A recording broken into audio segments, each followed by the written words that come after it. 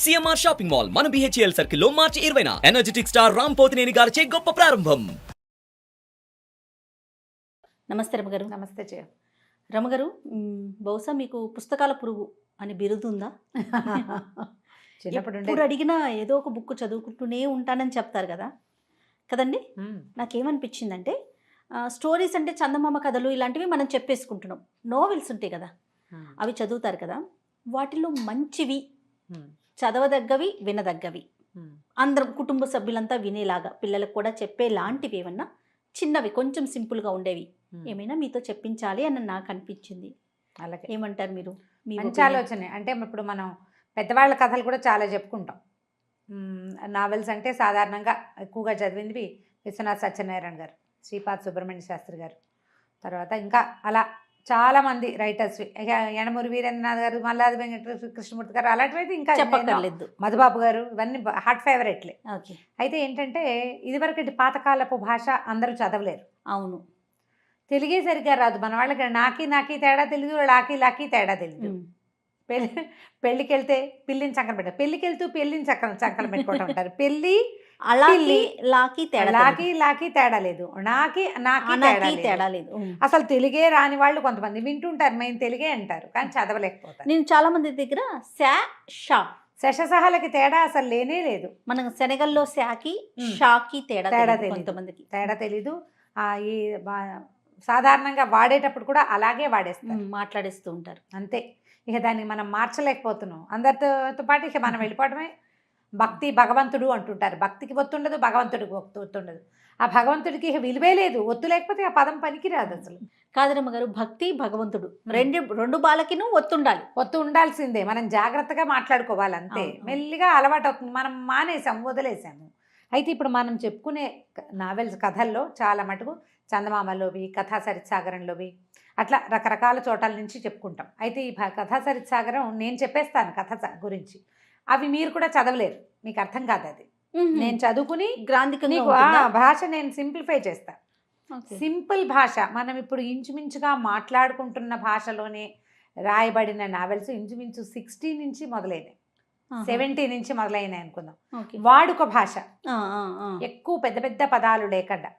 ఎక్కడైనా చిన్న గ్రాంధికపు భాష వచ్చినా ఏవో ప్రభాత కిరణాలు అలాంటి పదాలు తప్పిస్తే పెద్ద పెద్దవి లేకుండా ఇలా ఉన్న నావెల్స్ కొన్ని వేల కొద్దీ ఉన్నాయి. పురాతన భాష ఉన్న పుస్తకాలు చదువుకోవచ్చు అలవాటైతే. అయితే ఈ 70s నుంచి వచ్చినటువంటి కథల పుస్తకాలు అన్నింటిలో కూడా చిన్న కథలు, పెద్ద కథలు, తర్వాత నావెల్స్, సీరియల్స్గా వచ్చేవి అన్నీ కూడా చాలా మంచివి, జీవితానికి బాగా దగ్గరగా ఉండేవి. ఇప్పుడు చందమామ కథలు అవన్నీ కూడా కొన్ని కథలు ఇలాంటివి జరుగుతాయా అనిపించేటట్టుగా కూడా ఉంటాయి.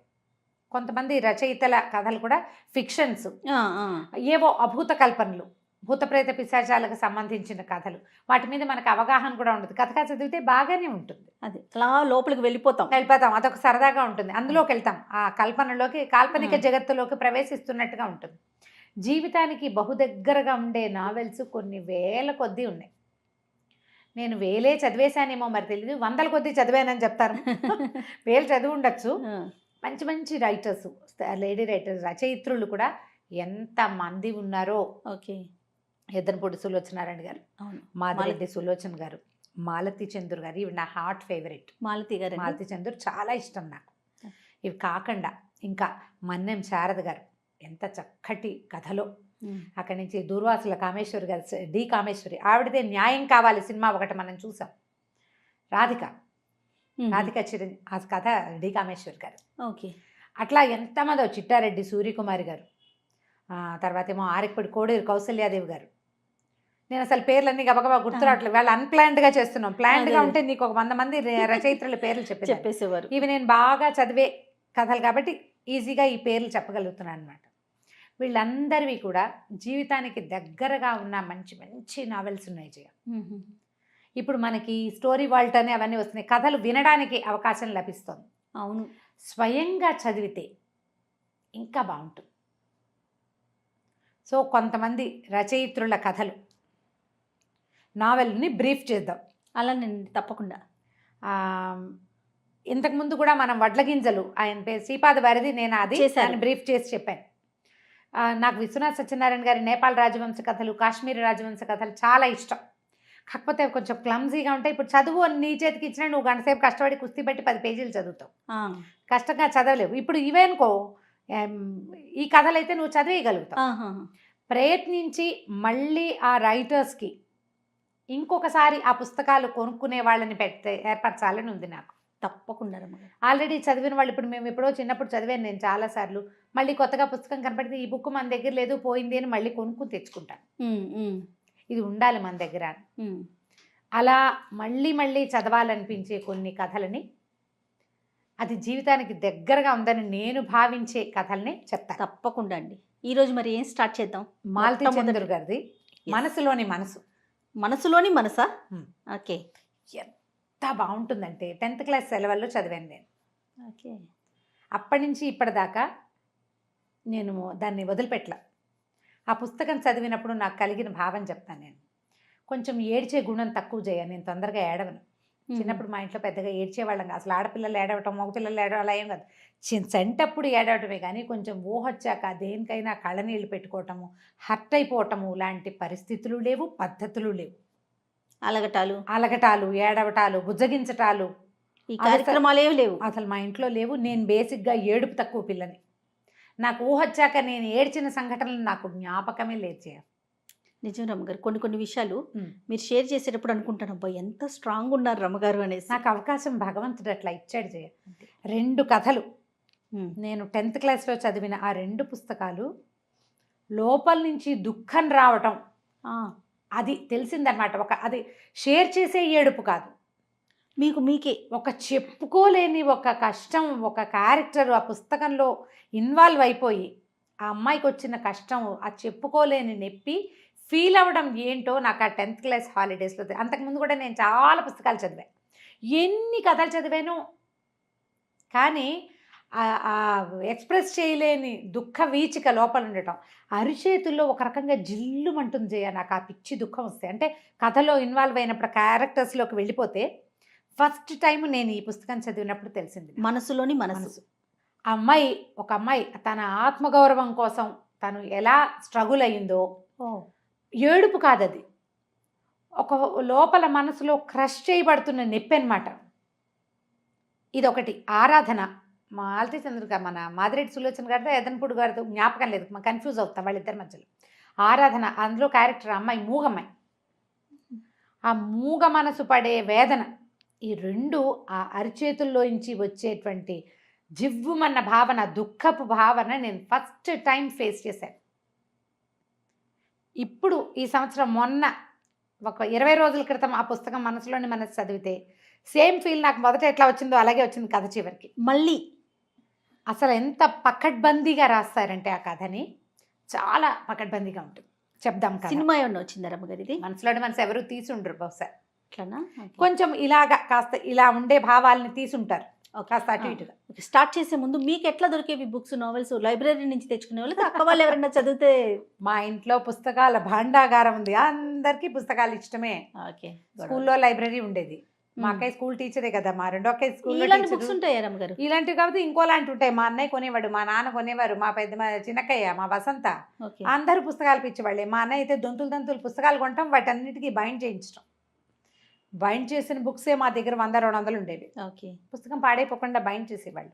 షంఘీజ్ ఖాన్, తైమూర్ ఖాన్ లాంటి పుస్తకాలు కూడా ఉండేవి. అక్కడి నుంచి ఇవి కూడా ఏమంటారు ట్రాన్స్లేషన్స్, నండూరు రామ్మోహన్ రావు గారు ట్రాన్స్లేట్ చేసినవి, చామ్ సాయర్, హకల్ బెర్ఫిన్, టామ్ మామ ఇల్లు, అలాంటివి కూడా. ఓకే. ఇక మన దగ్గర ఇది అది తేడా లేదు.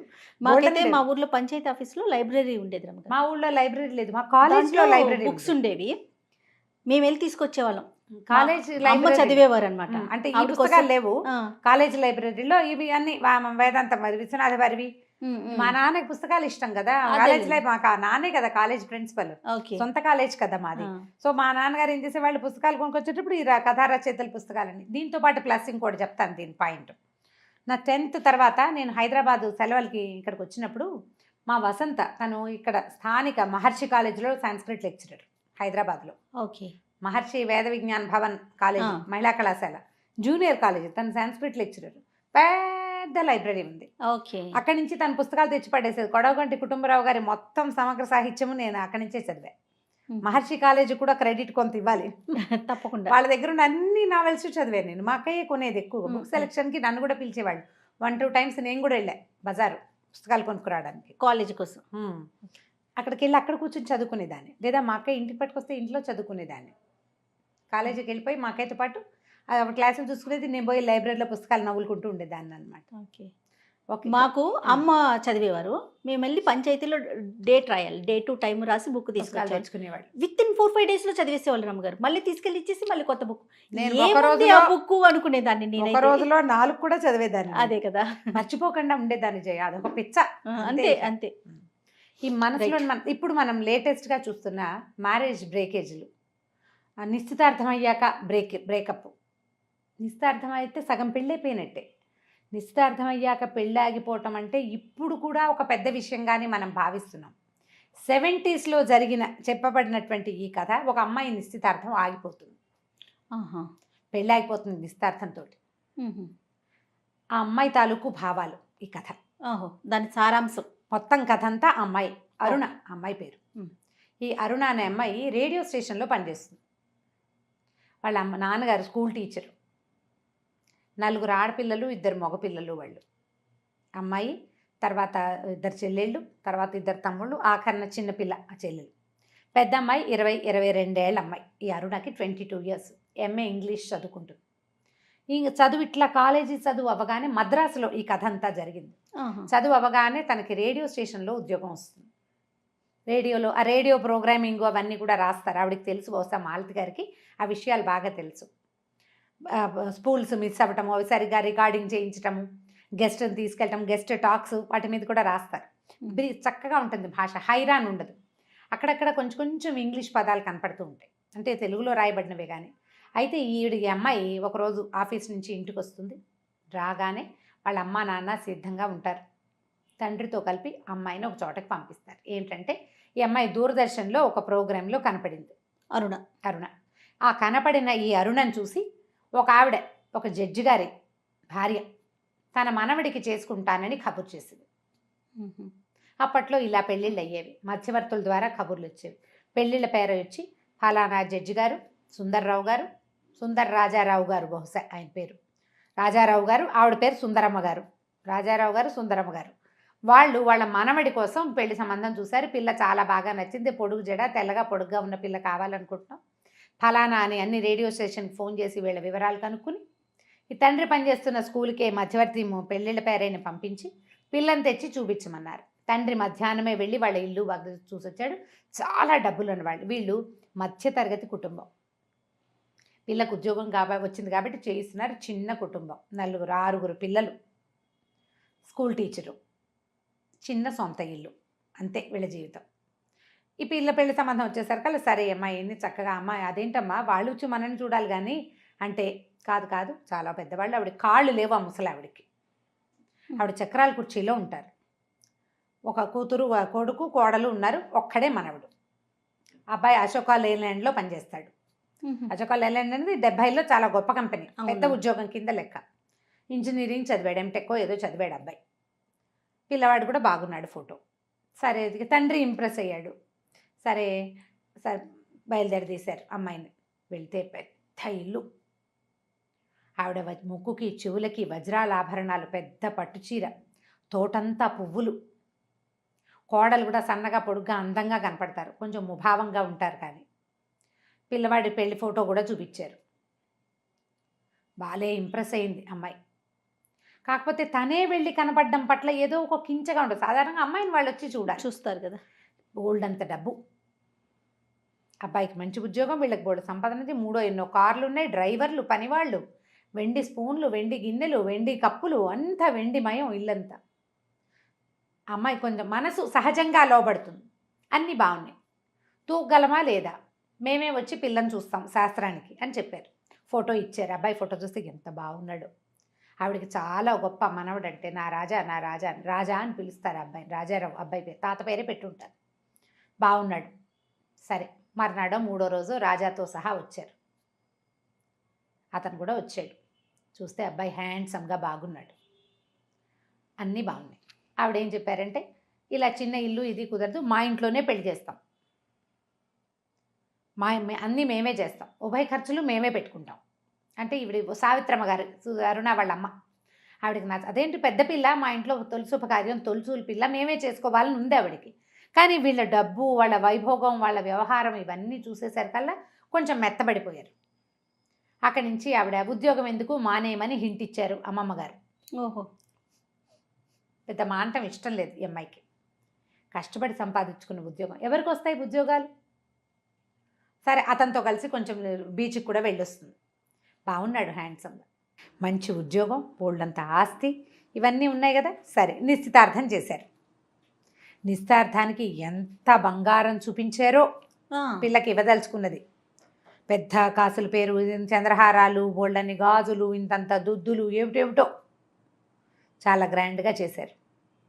అక్కడి నుంచి నిశ్చితార్థం అయ్యాక ఉద్యోగం మానేమని హింట్ ఇచ్చారు. కానీ అతన్ని అడిగింది, గ్రానీ ఇష్టం అన్నాడు అతను ఉద్యోగం మానేయటం గురించి.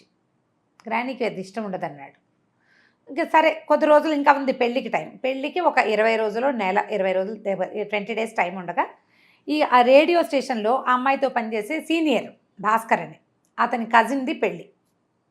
అయితే మన వాళ్ళందరినీ తీసుకురమ్మన్నారు. బాబాయ్ కూతురు చాలా, అమ్మాయిని చూస్తే, నిన్ను చూస్తే నాకు తన్ను చూసినట్టే ఉంటుంది, పొడుగాటి జడ, మెడ పొడుగు, పక్క నుంచి చూస్తే నాజుగ్గా అందంగా కనపడుతుంది, నీకు మళ్ళీ కనిపిస్తుంది, జడ అది చూస్తే పద్మ అచ్చు నీలాగా ఉంటుంది, మా బాబాయ్ కూతురు అన్నాడు. అందరినీ అడిగారు. ఈ అమ్మాయితో పాటు రమోలా అని ఇంకో పాటలు పాడే అమ్మాయింది, ఇంకొక ఆవిడ శారదా అశోక్వర్ధన్ ఏదో పేరు చెప్తారు, శారదా నటరాజన్ అనుకుంటా. వీళ్ళు ముగ్గురు ఆడవాళ్ళు, ఓ ముగ్గురో నలుగురో మగవాళ్ళని ఆ ఊరు పాటల కచేరీకి తీసుకెళ్దాం అనుకున్నాడు. ఓహో. సరే, మధ్యలో ఏమైంది, ఈ రేడియో స్టేషన్లో వాళ్ళందరికీ పార్టీ ఇద్దామని పిలిచారు. వాళ్ళంతా ఈ సంపద అంతా చూసి ఆశ్చర్యపోయారు, ఎంత సూపర్ ఇల్లు, బలేదుగా దంతే బూర్ల గంపలో పడ్డట్టు పడింది అరుణ్ అనుకున్నారు. సరే, మా అమ్మమ్మ గారిని బతిమలాడి పెళ్ళికి వెళ్ళడానికి ఒప్పించుకుంది. పెళ్ళికి వెళ్ళింది. పెళ్ళికి వెళ్తే ఆ పెళ్ళిలో ఏమైంది, పెళ్లి కూతురు వాళ్ళ అంతా అమ్మాయి కొంచెం అమ్మాయిలా కనపడుతుంది. అక్కడ చాలా ప్రోగ్రాములు జరిగినాయి. పల్లెటూరు పెళ్ళి. అప్పట్లో మేజువాణి అని అదొక పంధ, ఏదో డాన్సులు అనమాట, ఎవరివో పిలిచి అదేదో జరిగింది. తర్వాత ఏమో వాళ్ళు అక్కడ రకరకాల వ్యవహారాలున్నాయి. అక్కడికి వెళ్ళేసరికల్లా అక్కడ ఒక అతను పరిచయం అయ్యాడు ఈ అమ్మాయికి, అరుణకి. జస్ట్ ఆ పెళ్లి వాళ్ళతో పాటు రాజారావు అతని పేరు. వీళ్ళకి టీచర్ గారని ఒక అబ్బాయి, వాళ్ళ అబ్బాయి అన్నమాట, టీచర్ గారు అబ్బాయి. ఆ టీచర్ గారు రాజమండ్రిలో లోకల్ గార్డియన్గా ఉంటుంది. ఈ ఊరి ఆడపిల్లలంతా వెళ్ళి రాజమండ్రిలో చదువుకుంటారు. ఆవిడ అక్కడ స్కూల్లో టీచర్. ఆవిడ ఇంట్లోనే ఈ పిల్లలంతా ఉండేవాళ్ళు. ఆ రాజారావు ఆవిడ కొడుకు. వీళ్ళతో చిన్నతనం నుంచి కలుసున్నాడు. వాళ్ళ తాతగారిది ఈ ఊరే, ఆవిడ పుట్టిల్లు అనమాట, వాళ్ళ అమ్మది.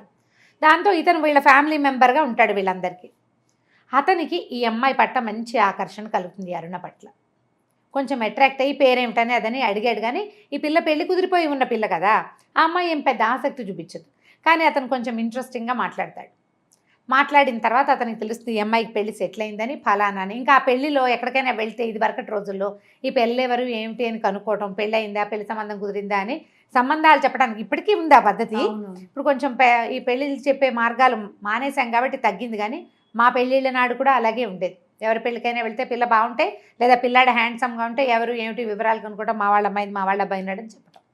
ఈ సందర్భంలో సరే ఏమైంది, మర్నాడు వీళ్ళందరూ ఇక్కడ ఏవో బోల్డ్ ప్రోగ్రాంలు ఉన్నాయి, మిమ్మల్ని ఎక్కడికో తీసుకెళ్తాను, బయటికి తీసుకెళ్తానని ఈ మొత్తం రేడియో గ్రూప్ని ఆ రాజారావే వెంట పెట్టుకుని ర్యాలీ అవి చూపిస్తాడు.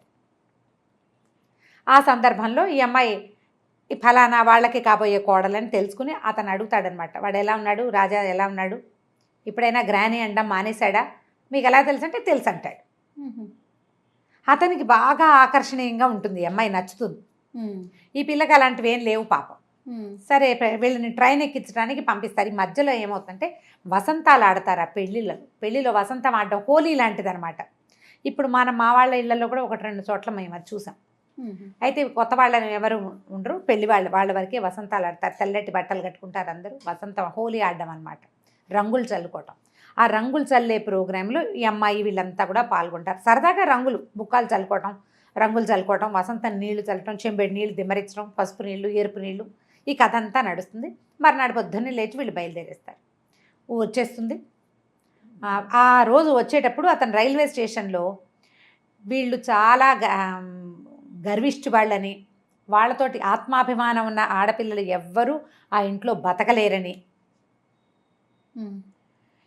ఎంత చవటమైనా పర్వాలేదు మొగుడు, భర్త సంపాదన లేనివాడైనా భరించవచ్చు, కానీ చవటల్ని భరించడం కష్టం.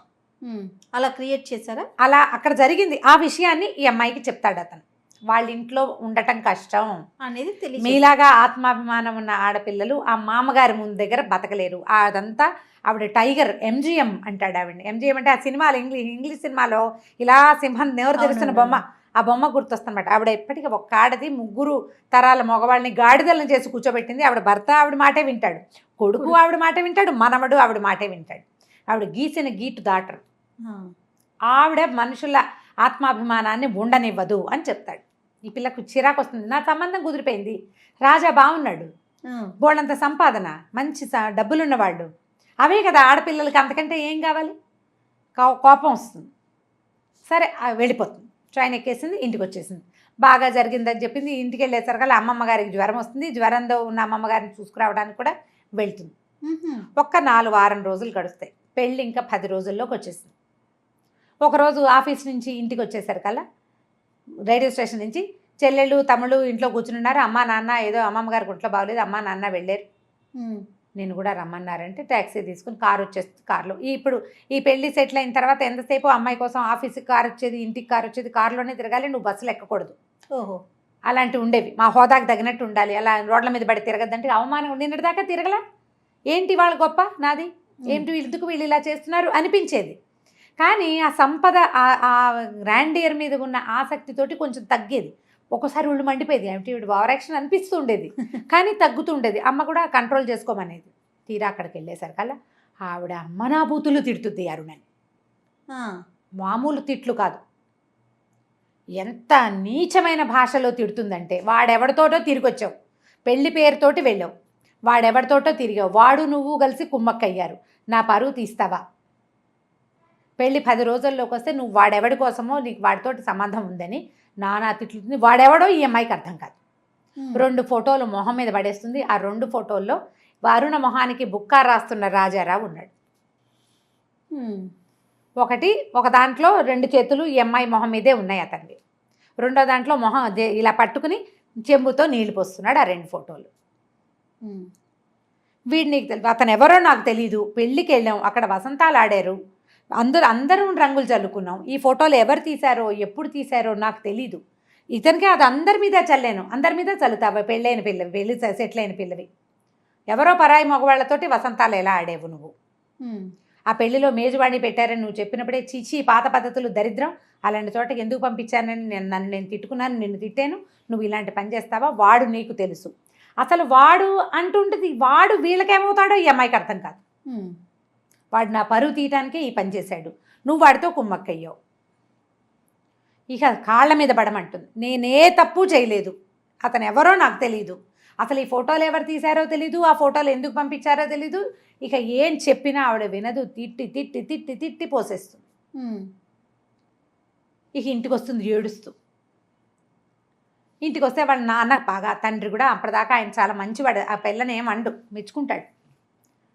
నాన్న నేనేం చేయలేదు అన్నాడు. కానీ నీ తప్పు కదా, నువ్వు పెళ్ళి సెటిల్ అయిన పిల్లవి, అసలు నువ్వు వెళ్ళకూడదు అక్కడికి, వెళ్ళిన దాన్ని మర్యాదగా వెళ్ళి మర్యాదగా రావాలి, ఇలా పిచ్చి పనులు ఎందుకు చేసావు? అది వాంటెడ్లీ చేసింది కాదు నాన్న అంటే, అయినా సరే కంట్రోల్ లేదు నీకని కేకలిస్తాడు తండ్రి. ఓకే, కాళ్ళ మీద పడమంటారు, నేను ససేమిరా కాళ్ళ మీద పడినట్టుంది. రేపు ఇప్పుడు కాళ్ళ మీద పడితే పెళ్లి కొప్పుకుంటారు, లేకపోతే పెళ్లి క్యాన్సిల్. ఇప్పుడు నేను పెళ్లి చేసుకుంటే నన్ను తిరిగిపోతుంది చేయదు ఆవిడ. బతుకున్నంత కాలము వాడెవడితోటో నేను తిరిగొచ్చిన దాన్ని నన్ను క్షమించి పెళ్లి చేసుకున్నాను అంటుంది. జన్మాంతము ఈ తప్పు కింద నేను బతకాలి, ససేమిరా నేను పెళ్లి చేసుకొని అంటుంది అరుణ. నాకు మళ్ళీ పెళ్లి కాకపోయినా పర్వాలా, జీవితాంతం ఇలాగే ఉంటా, కానీ వాళ్ళ ఇంట్లో మాత్రం నేను ఉండను. అతన్ని అడుగుతుంది, నువ్వు గ్రానీకి సారీ చెప్తే సరిపోతుంది అంటాడు అతను. ఓహో, నువ్వు నన్ను నమ్మవా అని అడుగుతుంది. పెళ్లి సెటిల్ అయింది, 4 రోజుల నుంచి నేను మీ ఇంటికి వస్తున్నాను, మా ఇంటికి వస్తున్నావు, మన ఇద్దరం కలిసి బీచ్కి వెళ్తున్నాం, పార్టీలు ఇచ్చాం, నీకు ఇదేనా అర్థమైంది? నీకు నమ్మకం లేదని నా మీద అంటే గ్రానీకి ఉండాలి నమ్మకం అంటాడు. నాకు గ్రానీ ఇంపార్టెంట్, గ్రానీ హర్ట్ అవుతుంది, సారీ చెప్పు గ్రానీకి. చచ్చినా సారీ చెప్పనంటుంది అరుణ. నేను ససేమిరా సారీ చెప్పను, నేను ఈ తప్పు చేయలేదు, ఇది తప్పు కాదు, నేను చేయలేదు. దాంతో ఆవిడేం చేస్తుంది, వీళ్ళమ్మే ప్లాన్ ఆలోచించుకుని ఇంత సంపద పోతుంది. చిన్న కూతురునిచ్చి చేస్తానని మాట ఇచ్చేస్తుంది అక్కడ. రెండో పిల్లని ఇవ్వడానికి అరుణ కంటే 2 ఏళ్ళు చిన్నది సుశీల. ఆ పిల్లని ఇచ్చి పెళ్లి చేస్తానంటే ఇంటికి వచ్చి ఆలోచించుకుని చెప్తామంటే తండ్రి కేకలేస్తాడు, ఎందుకు సావిత్రి వాళ్ళతో మనం పడలేము అంటే, కాదండి సుశీలకి రాజా నచ్చాడు, అది అయ్యో బావ అంత మంచివాడు కదా, అక్క సారీ చెప్తే సరిపోతుంది కదా, ఎందుకు ఇంత తగాదా పడుతోందని అడుగుతుంది. దీనంత భావాలు లేవండి దానికి, మెతకది. సుశీల కూడా అందంగానే ఉంటుంది. అరుణ పక్కన చూస్తే కొంచెం కలర్ తక్కువ తెలుస్తుంది, అలాగే పెద్ద జడ అవి ఉన్నాయి. అరుణ బాగా ఫెయిర్, సుశీల ఒక రవ్వ ఫెయిర్నెస్ తక్కువ. పిల్లని తీసుకెళ్తే దాన్ని అడుగుతుంది, నీ ఇష్టం ఆలోచించుకోమంటే అది నేను రెడీ అనేస్తుంది రెండో అమ్మాయి. అప్పట్లో పెళ్ళిళ్ళు ఇట్లా అయ్యేవి. రెండో పిల్లని వెంబడి పెట్టుకు తీసుకెళ్తారు. అమ్మమ్మగారికి అందరికీ దండాలు పెట్టిస్తారు, రాజా కూడా ఓ దండం పెట్టిస్తారు. అతను రెడీ అయిపోయాడు. హర్టింగ్గా ఉంటుంది అతనికి. అరుణని పోగొట్టుకోవటం ఇష్టం లేదు, కానీ గ్రానీని కాదంటే అసలు ఇష్టం లేదు అతనికి. గ్రానీకి కూడా నచ్చేసింది. గ్రానీకి ఇప్పుడు పెళ్లి చేసుకోవాలి, శుభలేఖలు వెళ్ళిపోయినాయి, అందరికీ శుభలేఖలు పంపించేశారు. ఓ పెళ్లి కూతురు మారి ఇద్దరు కాస్త అటు ఇటుగా ఒకలంటారు, అదే సావిత్రమ్మ అదే రామకృష్ణ పిల్ల, అంతే. పెద్ద తేడా ఏముంది, ప్రథమ ద్వితీయ అని వస్తుంది అంతే. అంటే అది కూడా రాపోతుంది, ఏం పెద్ద నష్టం లేదు. పెళ్ళి అయిపోవాలి, పరువు పోతుంది. అందరికీ కార్లు వెళ్ళిపోయితే పరువు పోదు. మా పిల్లాడిని కాదని ఎవడో పిల్లాడితో అది తిరిగింది అంటే పరువు తక్కువ. పెళ్ళి అయిపోతే పర్వాలేదు, తెలిసిన వాళ్ళు తెలుస్తుంది, చెప్పిన వాళ్ళు చెప్తాను, లేకపోతే లేదు. అక్కడి నుంచి ఆవిడ ఏం చేసింది, మీ పిల్లని మీ ఇంటికి పంపను, మీ పెద్ద పిల్ల మంచిది కాదు, అది దీన్ని చెడగొడుతుంది, కుక్క ముట్టిన కుండ అంటుంది. అదొక పదం, ఫస్ట్ టైం ఆ ప్రయోగం విన్నా నేను ఆ కథలో. అలా అనేస్తుంది ఆవిడ. ఇవిడికి కష్టంగా ఉంటుంది, పెద్ద పిల్ల చాలా మంచిది, బుద్ధిమంతురాలు. ఒక పొరపాటు ఏదో జరిగింది, అసలు అక్కడ ఏం జరిగిందో మనకు తెలియదు.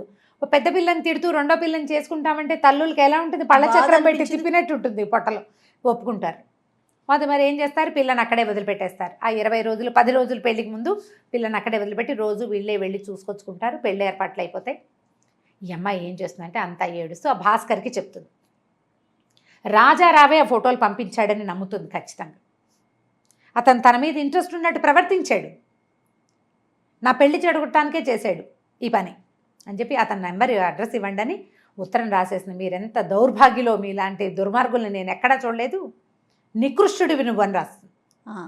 ఆ ఉత్తరం పట్టుకుని రాజారావు వచ్చేస్తాడు వెనక్కి ఈ అమ్మాయి దగ్గరికి. ఈ ఉత్తరానికి నీకు సమాధానం ఏమిటని మొహం మీద పడేస్తాడు ఉత్తరం.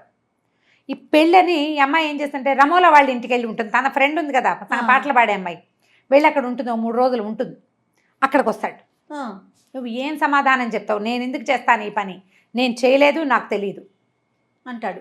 అప్పుడు అరుణకి అసలు విషయం ఏం తెలుస్తుందంటే రాజారావు ఎవరో కాదు, ఏ సుందరమ్మ గారి మనవండి తను కాదందో ఆ సుందరమ్మ గారికి మొదటి కోడలికి పుట్టిన కొడుకు, మనవడు ఆవిడికి. ఓహో, చెల్లెలు పెళ్ళి అయిపోయింది పెళ్ళి. ఇతను రాజారావు ఆ పెళ్ళికి కూడా వెళ్తాడు.